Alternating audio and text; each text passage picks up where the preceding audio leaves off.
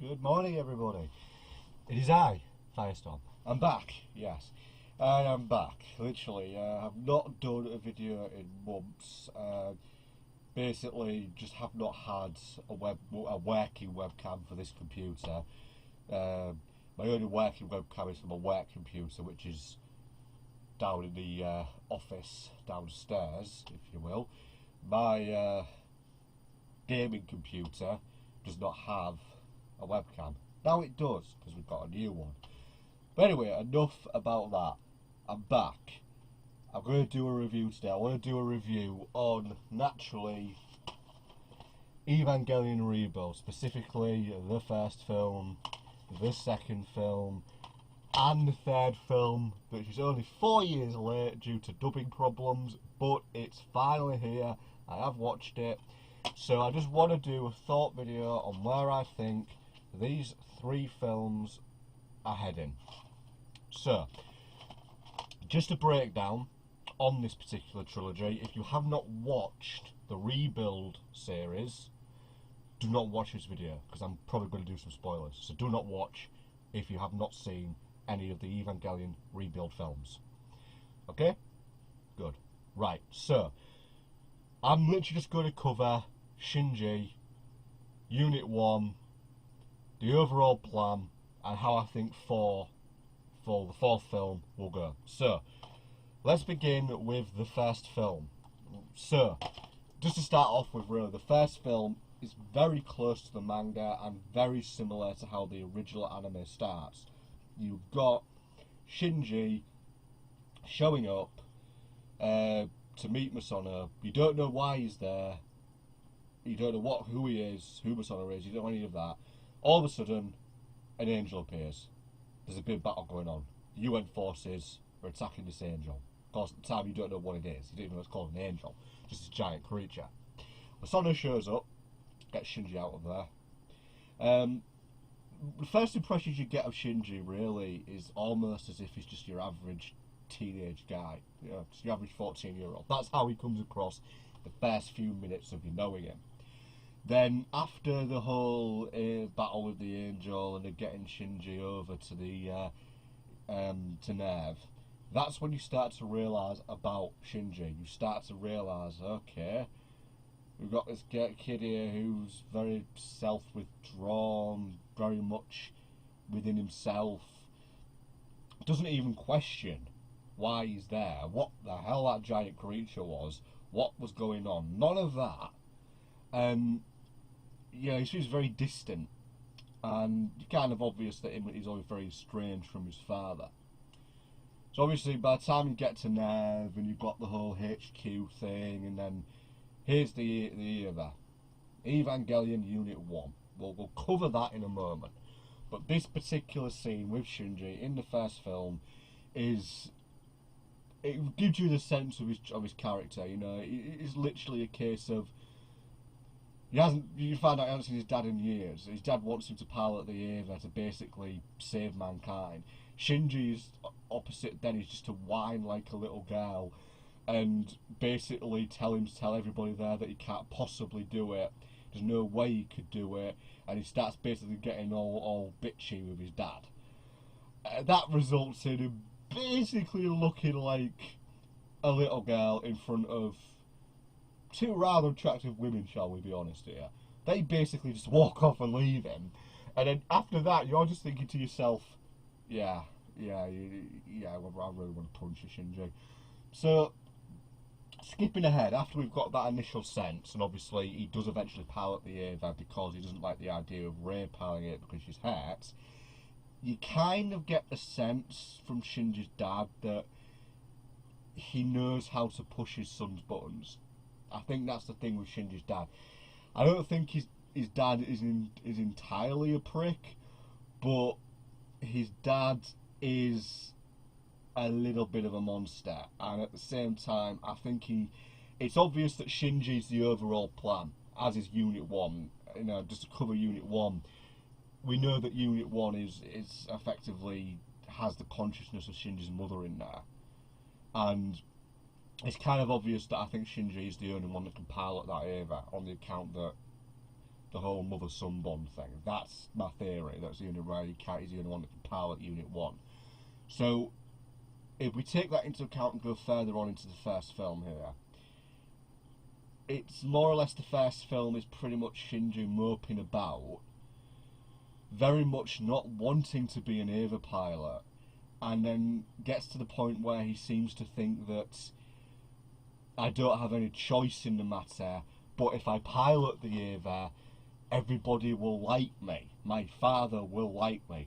Then later on, it's all of a sudden a case of, oh, nobody likes me if I pilot the Eva. And he's got this entire downward depression thing that he has no choice to pilot the Eva, but everybody hates him for it.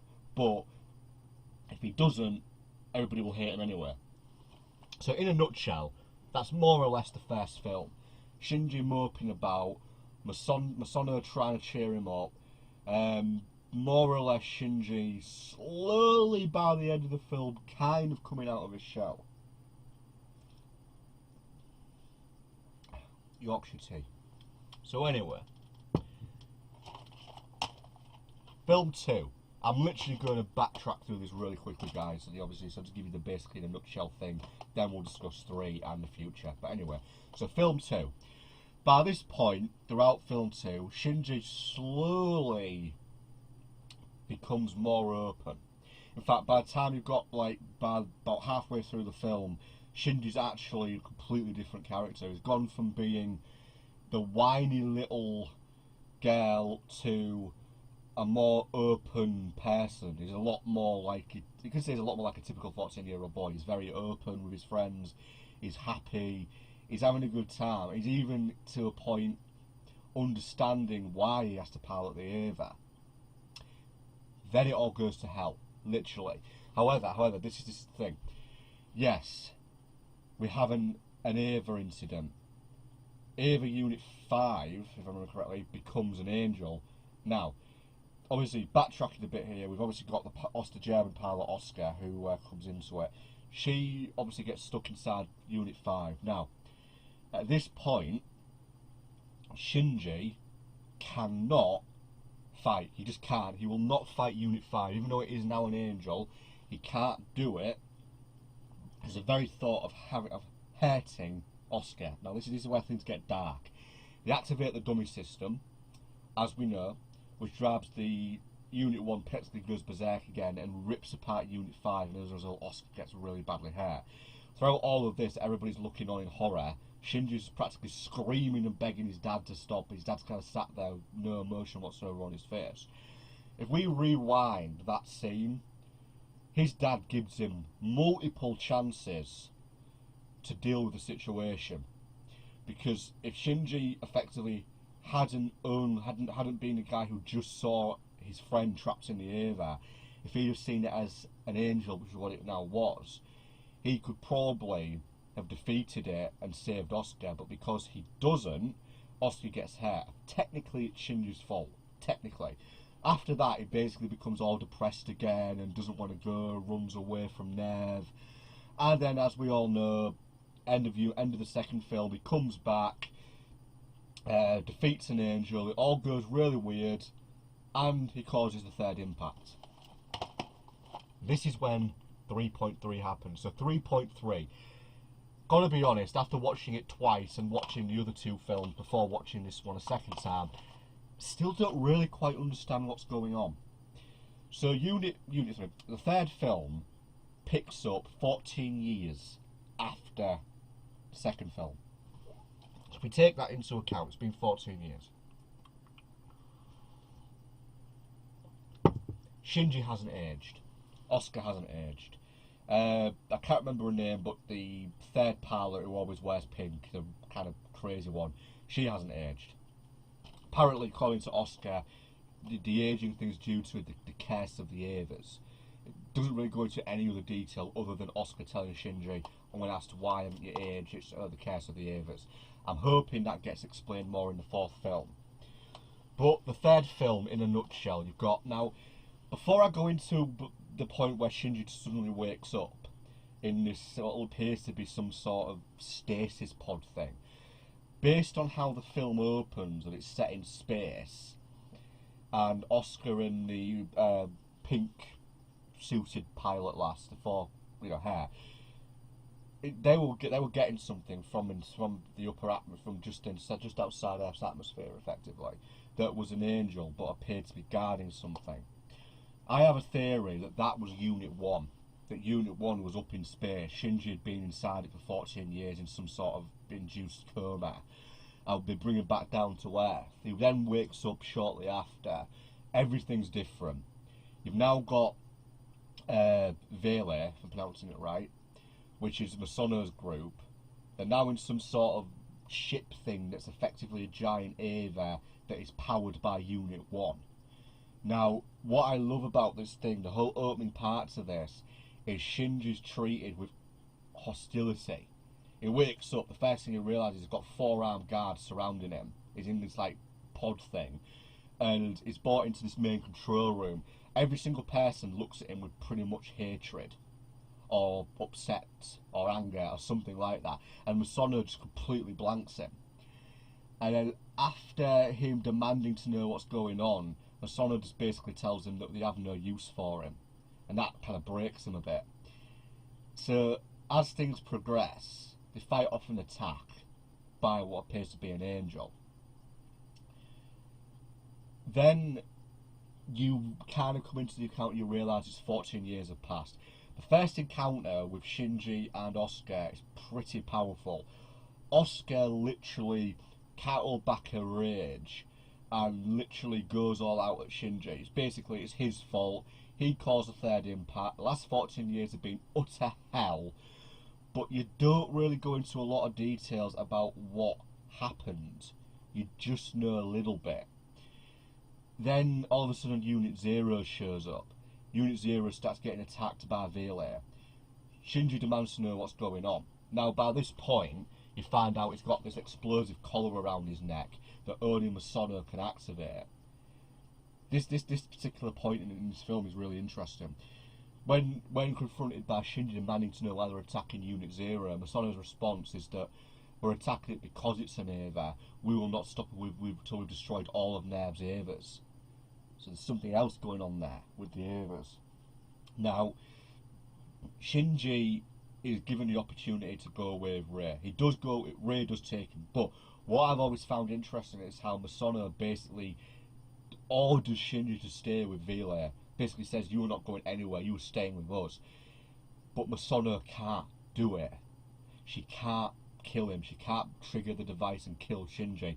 Even when he's taken away by Unit 0 and Masono is stood looking at it flying away. She's got the trigger in her hand and she just can't do it.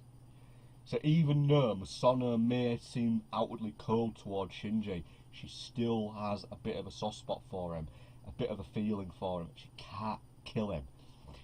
So you get to Nerv. Nerv's a mess. Obviously the third impact's happened, but it generally looks like something else happened at Nerv. It looks like there was some sort of battle, because there's tanks all over the place and what appears to be bullet holes in the walls. So there was some sort of battle there, I think. So again, a lot more happened than we've been told about within the last 14 years. I think probably one of the best points of the film is it's been 14 years. Shinji sees his dad, and both of them haven't seen each other in 14 years. His dad literally just tells him, you're pilot 13. That is it. That is all he basically tells him, you're going to pilot Unit 13.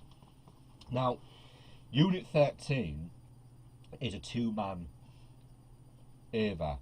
Now, what I love is this whole bromance you have with the second pilot, who basically, as we all know, turns out to be the 13th angel. To put it in perspective, he's the one that shows Shinji the outside world, reveals to Shinji that you're the one that caused the third impact, this is all on you, but you can atone yourself, you can atone for your sins, Shinji. And throughout this little montage you have of these two playing the piano and getting to know each other, you really do have this powerful bromance between the two that by the end of it feels like, yeah, feels like there should be even more going on with these two, but thankfully there isn't. But wouldn't that be interesting if it was a little bit more than a bit of a bromance? But anyway, putting that to one side, It basically gets to the point where Shinji and this 13th Angel guy are in the Eva. They're going to get the Spears of Longinus to basically do something. All of a sudden, the 13th Angel basically realises that, hang on, we've been played here, something ain't right. Long story short, again, I'm breaking this down real quick because I kind of want to go on my theories of the fourth film here, but by the end of the third film, you've got a case of 13th Angel dies, Shinji then becomes the weepy person again, shuts down. In fact, he's only known this kid about a week, probably less. He can't live without him for some reason. The fourth impact is averted. Oscar and the other pink suited lass show up, basically save the day. Then the film ends with Shinji being led away like a toddler by Oscar, and basically he's like this depressed person again, all because he's lost his bromance friend, who he knew for less than a week. So, that was a really quick plot outline, and I missed a lot out, but like I said, I want to talk about where I think the fourth film's going. So if we take into account the third film, then films 1 and 2. So, film 4, where is that going? Here's how I think it's going to go. Shinji and Unit 1 are the keys to everything. Shinji acts like a catalyst and can cause an Eva to open up some sort of gateway which will cause the fourth impact. Unit 1 is that Eva. Now, in the third film, Shinji's told that he can't pilot an Eva anymore because his sync ratio is 0. That's not true. If that were true, he couldn't have piloted Eva 13. So my theory is that he was lied to, obviously, because no one at Vele, aka Persona's group, want him to get into an Eva, especially Unit 1, which is supposedly the power source now to Persona's giant ship. I don't think it's the power source. I think it's basically been held there, imprisoned, so it can't cause the fourth impact. Now, as for Shinji's role in the fourth film, I think we're going to start out with Shinji being a bit of a down person. He's going to spend most of the film, at least half the film I reckon, in a depressed state because his bromance friend died. I mean, you can understand the whole bromance thing. Hell, there's plenty of that at auto assembly. There's a hell of a lot of man love at auto assembly. There's a lot of people hugging each other, a lot of people really happy to see people, and all that kind of stuff. But obviously, auto assembly is a completely different thing from Evangelion. So, regarding Evangelion 4, I think we'll be looking at possible, perhaps the fourth impact will happen. Now, if it does, maybe it won't be the end of humanity. I think it'll reset humanity, and it'll all start again. But I generally believe, right, it's obvious. 1, Shinji's the key to everything. That's obvious. 2, Unit 1 is the key to everything. Shinji and Unit 1, they're the keys to everything. Now, Shinji's dad, as far as I'm concerned, knows a lot more. He's got his own agenda, but he knows more than he's always let on. And I think it's going to fall out. It's going to come down to possibly a showdown with Shinji and his dad in the fourth film. I think his dad will eventually reveal all to Shinji. I'm actually hoping we have some sort of how can I put this? I'd like to see a moment with Shinji and his mum. Do we know that his mother's consciousness is in Unit 1 now? It has been for probably like 10 years. So I reckon we're going to hopefully get to see something regarding Shinji getting into Unit 1 and perhaps his mother appearing to him, and maybe they have a bit of a heart-to-heart thing. I really want to see that. It is entirely possible that the fourth film may not even be what we're expecting, because the third film is completely different from what it was originally going to be. If you actually watch the preview for the third film, the original preview, is completely different from what we actually got. Not that I'm complaining, the third film I really enjoyed, but I do feel like there's a lot more to be explained, and the fourth film will explain it.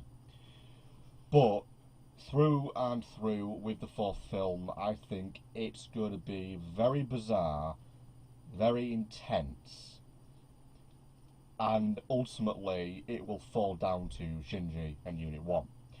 We can only hope that Shinji does not do an end of Evangelion act on us all and result in the complete destruction of humanity, apart from him and Oscar and for some reason a giant head of Rey. Seriously, if anybody can explain the end of Evangelion film, the actual ending, feel free, because I don't really understand that at all.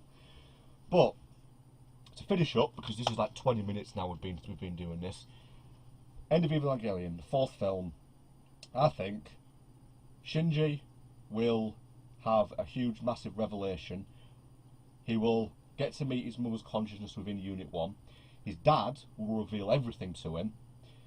There'll be definitely a huge battle involving possibly Vele and Nerv, what's left of Nerv, maybe. But it's all going to fall down to Shinji. He will have to make a decision, and that decision will either possibly cause the fourth impact and the end of mankind, or restart mankind, or the fourth impact will never happen. We'll wait and see. I don't even have a clue when the fourth film's out, so it could be next year, it could be in 4 years. We'll wait and see. But anyway, this has been Firestorm, doing a kind of review thoughts video on Evangelion Rebuild franchise. Make of it what you will, and we'll hopefully get some more videos up when we can. So peace out everybody, and have a good day.